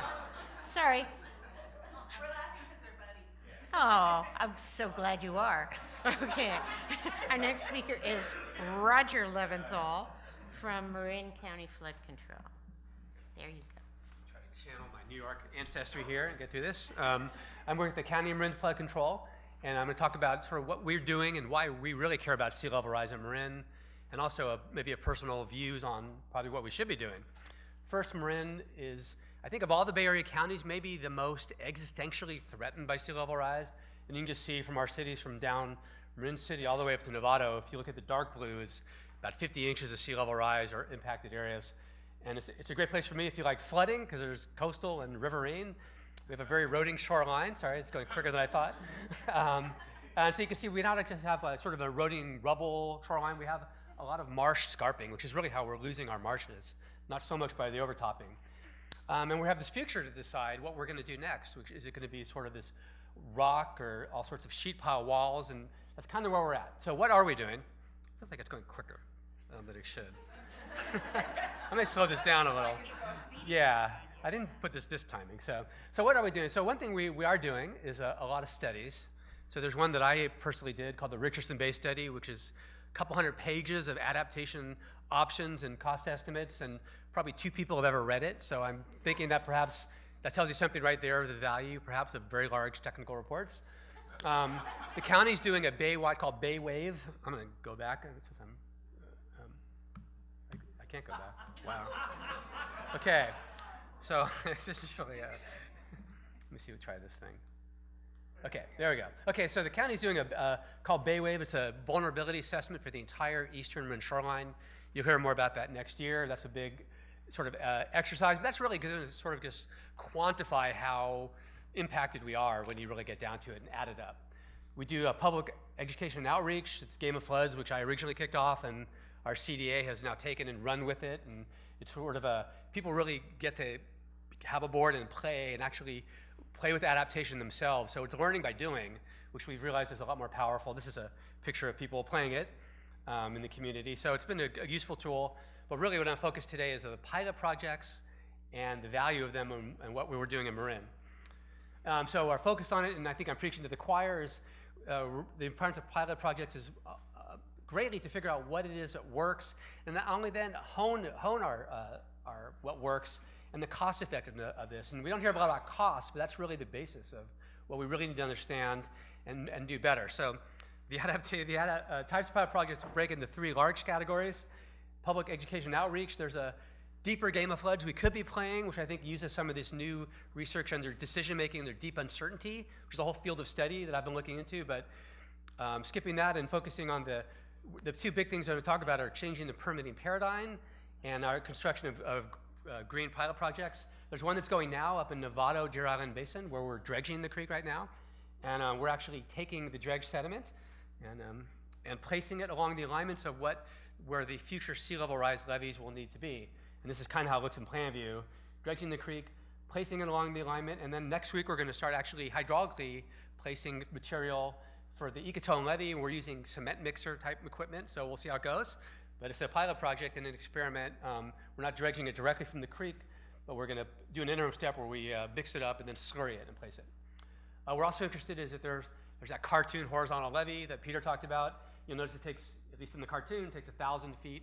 We don't have 1,000 feet in a lot of places for marsh, so we're looking at if there's a modification of this that might trip the waves and another way of getting the same wave erosion benefit, but in less area, so a modification of this.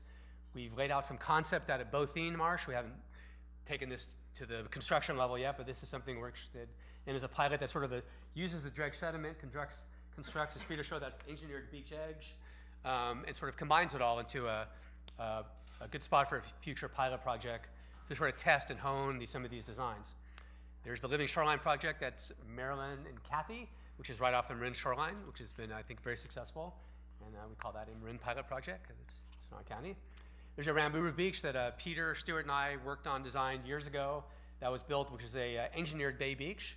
You see the island off of Marin had eroded up to 70 feet in some spots, and that's kind of how it looked before. Let me see if I can advance. Wrong way. And then so we built it in 2011 and 2012, built the beach, and it's been very successful, and that's actually now is a really great sort of bird habitat. So that's come back, and it's been really good, but we've only built one, and we need to build more and more of these things to really test. So now Kathy said it was okay to be controversial, so I close with just a couple slides of where I get these sort of a personal rant of what I think we should be doing or could be doing more of or talking about. And first is we need, I think, more tools for the private engineering design community. And as I see this, I realize I violated every one of Andy's tenets in his opening talk about how to communicate well, so it's very text here. But the liability issue, so when, the managers in the world, I think we got a lot of tools for the sort of mythical land manager that doesn't really exist in the governance of a lot of urban county areas where we don't plan out 50 years and we don't control everything. Things get done on a sort of as-needed basis, and we hire a lot of professional consultants to do things. So we need to get information to the design community where people stamp and build items and things where walls or even these ecological solutions. Then there's the hard issues, and this is something in the county we struggle with, and we have very difference of opinion over what we should be talking to people about or what we have to deal with. But I'm here to tell you that at some point we're going to be dealing with these issues if we're really going to be doing adaptation. Now, they're not easy and they may not be quick, but we're going to have to deal with this public-private property rights issue. In Europe, everyone holds up the Dutch as I've got 1 minute here as solutions, but the truth is, they use a lot more eminent domain than we do in the United States, and that's a word the politicians won't go for. And it's just the truth. We have a different culture. We have to look at redevelopment that maybe changes the community look and feel, but we might get more density, but allow for more floodable developments. So that's something that the community is going to have to grapple with. Post-disaster planning, we have, how we are going to have a disaster. We should prepare for it now. And who wins and who doesn't, essentially, is going to be a big issue. I think there's often a lack of acknowledgement in this community that it'll just be the losers, might just be the homeowners. But the truth is, post-disaster, a lot of very non-ecological things will happen. Walls and big structures will come up that will get out in front of the ecological concerns. And when people are upset, that will drive. So I think we have to get out in front of that. In fact, I'm struck with on my list how many things are not really technical, but more governance. So I just have a couple minutes here. Funding, I'm told that we can't talk about money, but the truth is I think visioning without money is sort of hallucinating. So we have to talk about funding and the costs, and then the fact that people are emotionally attached to their properties, and this is the last one, they're waving, who are we going to protect? Changes to CEQA, the current system, it makes it really difficult to develop, to plan. There's limits to these nature-based solutions and adaptation plans. I think we really need to develop these from the community on up. And then, hey, flood agencies, we don't have a lot of money. We're not well funded, so I'll end there. Sorry.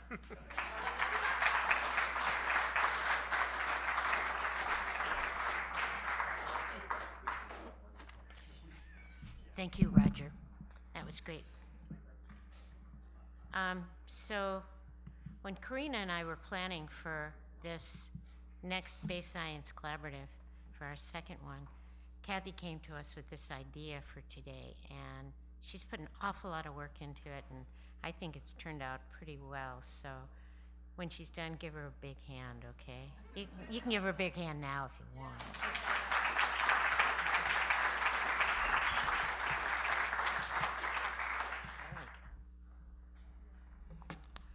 All right, great. So my title is Plants at Your Service, the Value of Green in Green Shoreline Infrastructure. So we've heard a lot about traditional hard gray solutions to shoreline protection, bulkheads, riprap. Their intent is to reduce erosion and stabilize sediments and protect property, but they can, in fact, intensify reflective waves, undercut, interfere with the movement of organisms, reduce delivery of ecosystem services. So we've been talking a bit about these living shorelines type solutions, green coastal infrastructure. These are solutions that are intended to bolster habitat values of coastal ecosystems, protect and support vegetated habitats, link and connect habitats and processes. So think about hard structure, reducing those connections versus a living shoreline type design that allows those connections to occur with the biota and other processes. But hard structure has a place in greener shoreline solutions. You think about things like reef balls and oyster reefs, low rock sills and that kind of thing that can reduce wave energy and erosion, stabilize shorelines, but then also can help to protect and support vegetated habitats and their values and enhance utilization by wildlife. Locally, we have an example of a project like that, the Coastal Conservancy's Living Shorelines Project, which has used Pacific oyster shell bag mounds to build reefs along the San Rafael shoreline. It looks something like that picture to the left there. Lots of native oysters have come to live there, many other species, and we found about a 30% reduction in wave energy on the shoreward side of these reefs. And then just this summer, in that same zone, we did some work planting eelgrass in that shoreward side and found that after about 3 months, we got much greater growth of the eelgrass that was protected relative to plants that were put bayward of the reef or were planted alone. So there's definitely some great values of these harder structures in these green infrastructure projects. But my focus today is really on the plants. Wow. Okay. Those hardworking plants. So what can they do for our shoreline projects? And today I'll talk a little bit about habitat and food web support, some physical effects, chemical effects, and some synergies. So first, habitat and food web support. If we stick with eelgrass for the moment, eelgrass grows. Lots of things like to eat it. Lots of things like to lay their eggs on it or use it as attachment points. And then those things are eaten by the higher trophic levels like fish and birds. And some of those species that use these vegetated habitats are in fact quite charismatic. White pelicans, migratory Canada geese, great egrets, even sea otters, although not in San Francisco Bay at the moment. But if you want to get the public interested in these vegetated habitats, show them these kind of organisms and see how interested they become. Aren't they cute? Okay, so plants can have a number of physical effects, maybe not to the extent, definitely not to the extent of some of the harder substrates, but eelgrass, for example, creates roughness, slows down flow. You can see this happening in some restored plots. It helps to accrete and stabilize sediments. Oh, that was really fast. Okay. Other physical effects from other kinds of plants. Here's the Sears Point wetland restoration. There's about 500 earthen mounds that have been built there over 1,000 acres, and those are intended to break waves and accrete sediment. And you can see what those look like. This area was breached in October of 2015, and those mounds are eroding really rapidly, about 25 centimeters in 6 months on the tops of some of those mounds. And they're intended to stay in place to break the waves. If they don't do that, then they're not going to perform their purpose. Marsh vegetation like cordgrass is really good at reducing flow and accreting sediments. So what if you plant those mounds with cordgrass? So Margot Bookbinder is a graduate student who's experimentally testing the planting of cordgrass to reduce erosion and jumpstart habitat development on those mounds. So it's a great use of plants to try to hold those mounds in place so that they can do their jobs. Other physical effects, the federally endangered plant Sueda californica, which is extinct in San Francisco Bay but has been successfully reintroduced in a few places. It's a big shrubby plant that might be used both for its high tide refuge abilities, but also to protect shorelines and buffer wave energy, especially in eroding shoreline areas. And then I'll talk just a second about chemical effects. I just have one slide on this. Carbon storage, you think about plants that remove carbon dioxide from the atmosphere. I see you. Store it as live biomass or peat. They can buffer pH. They can increase the pH levels that can counter ocean acidification, at least locally.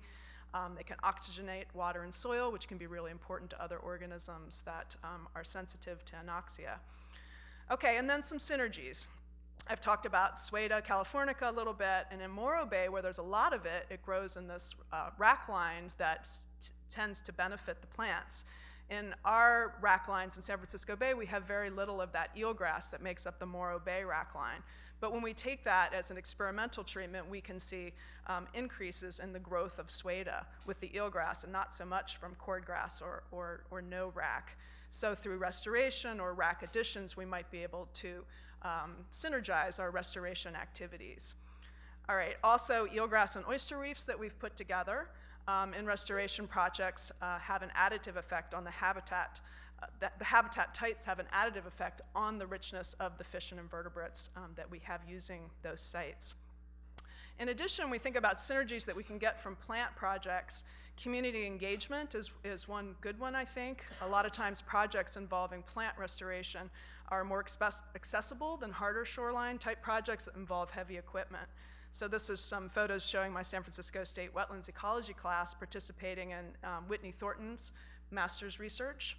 And it's a great opportunity for them to experience. So summing up, hard structure can be critical to sea level rise adaptation along shorelines, but plants can contribute many values. So I say let's keep the green and green infrastructure. And thank you very much.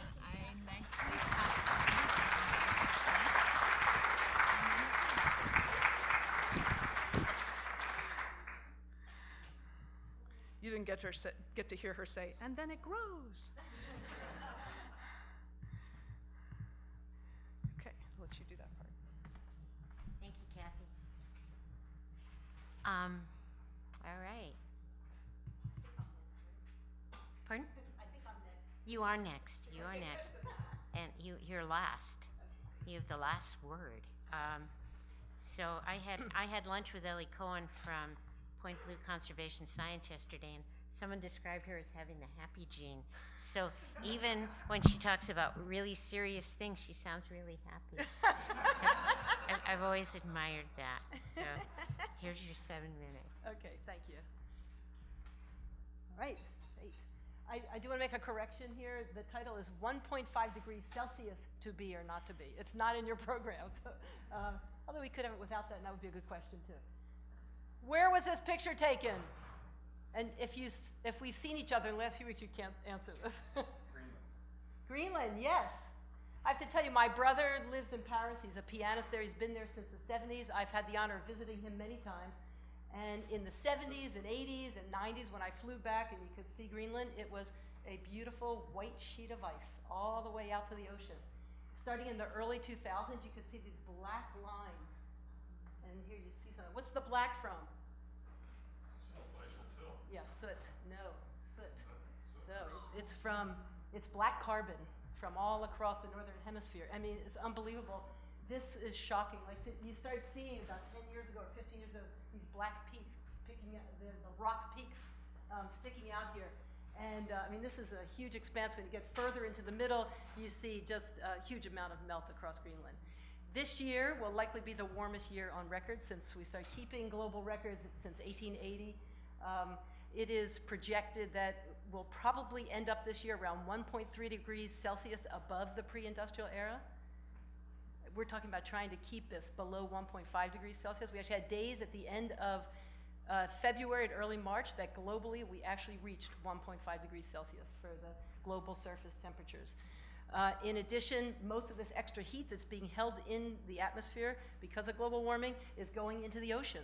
And we're starting to see the effect of that with the blob, this huge mass of warm water, abnormally warm water, all the way down to 200 meters. And it is having impacts on our weather here, and it is not incorporated in most of our climate modeling yet. And so we have huge challenges ahead. So fortunately, we had for the first time ever 195 nations, all the nations of the world, and the EU signed an agreement last year, which is about to come into effect soon, to hold the increase in global average temperatures below 2 degrees Celsius and with a goal of 1.5, and highlighting the importance of ecosystems for the first time ever.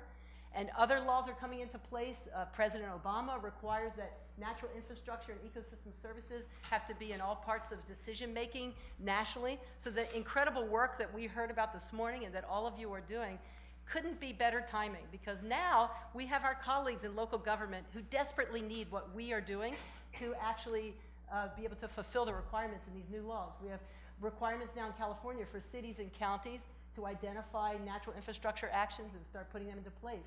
All state agencies to include natural infrastructure in their planning. And just signed into law a few weeks ago, $105 million in funding for climate smart agriculture.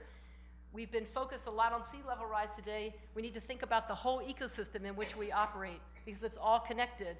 And it starts with the upper watershed here around the bay, including agricultural lands. And the biggest law of all that's recently signed into law here in California is the extension of AB 32. It's Senate Bill 32, with a 40% reduction in greenhouse gas emissions below 1990 levels by 2030. So what does that actually mean? Right now in California, we emit about 440 million metric tons per year of carbon dioxide and greenhouse gases.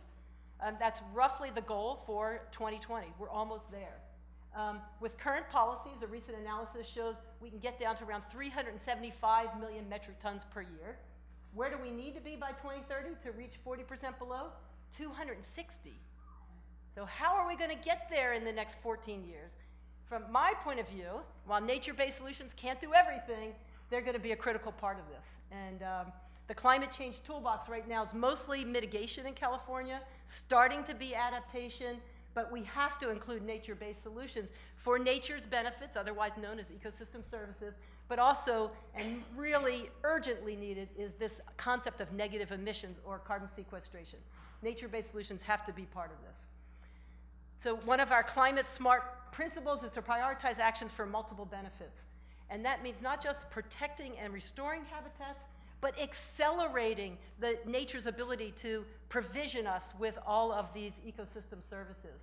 And we just need to remember that everything we do, it's not just about carbon. Literally, we miss the forest for the tree with that. It's not just biodiversity, it's not water. All kinds of new studies show that these interact with one another. And of course, human communities interact with this as well. So everything we do has got to go through that multiple benefit lens. And that's when we'll, in the short period of time we have, we'll be able to make the most progress. Really quickly, some examples. Some of these you know about. Restoring healthy rangelands. Rangelands are 40% of California. With just a little change in management, we can sequester a metric ton per acre. So 40 million metric tons sequestered per year are equal to 10% of our emissions in California. That's about scaling up. So we need the pilot projects like we've heard about today. We also have to take some risks and start scaling up where we believe things work. Restoring riparian habitat is critical. There's studies here in Marin showing that 3 miles of restoration over 45 years equals the reduction goals of 84,000 tons of carbon dioxide equivalent by 2020. Climate smart restoration approaches where we change the planting palette. So when we're doing it, we're putting in plants that actually are more resilient to the extremes we know are already happening and that will continue ahead, and also changing phenologies of the animals that are dependent on those plants. Restoring timelines, you've seen all of these. I don't even have to tell you about this today, except just to add, including communities in restoration is really critical. Restoring seagrass, we just heard about this, sequesters carbon, reduces acidification impacts, increases habitat, slows down that wave action. Recolonizing sea otters, there are many different things that are starting to happen that will help us accelerate these processes. So the bottom line is to apply the 10% rule. think about it every day, based on what Google does with the 20% rule. We may not have money for the 10% rule, but we got to do it. Test and experiment now. We've got to be creative. We've got to do these demonstration projects. We have to scale up, and time is of the essence. There are some who say we have a 10-year window of opportunity right now. I've been hearing that for about 10 years, so maybe that's what we'll always say, because we could always make a difference. But bottom line is no more business as usual. We have to reverse greenhouse gas emissions, transition to a clean, efficient, and equitable energy and water use economy, make nature-based solutions an equal priority that's required for our success. We have choices. This isn't much of an ecotone here. I will wrap up now. We each have to start doing things differently. I love this picture of the guy who invented the water bike to ride to work from Oakland to San Francisco. We have to do the same. We've got the Frisbee from California, the mountain bike, the mountain water bike, and nature-based solutions we can demonstrate, not just for California, but for the world. We have to be bold, we have to innovate, we have to optimize the power of nature-based solutions, and when we do, we will have our these are the future headlines. I'm going to wrap it up with these headlines. Major investments in nature-based solutions pay off. Water is flowing, carbon is captured, and wildlife is stable despite extensive drought. August 2030. San Francisco Bay tidal zones, restoration success. Carbon is captured, communities are healthier, wildlife increased, and infrastructure is protected despite rising seas. September 2046. These will be the headlines if we do what we know we have to do today. And Friday, September 30th, 2066, in 50 years, on the left side, Global Climate Union, it replaced the UN, authorizes $120 trillion in Green Cities Accord. We're on track to achieve 350 parts per million and 1.5 degrees Celsius by 2126. We exceeded it during these 100 years, and it's gone back. We've got to bring it back down. And global warming effects are reduced and health benefits up by community-based habitat programs across the U.S. Because of our collaborative work, we can make a difference. We can ensure that healthy ecosystems will sustain us all into the future. Thank you.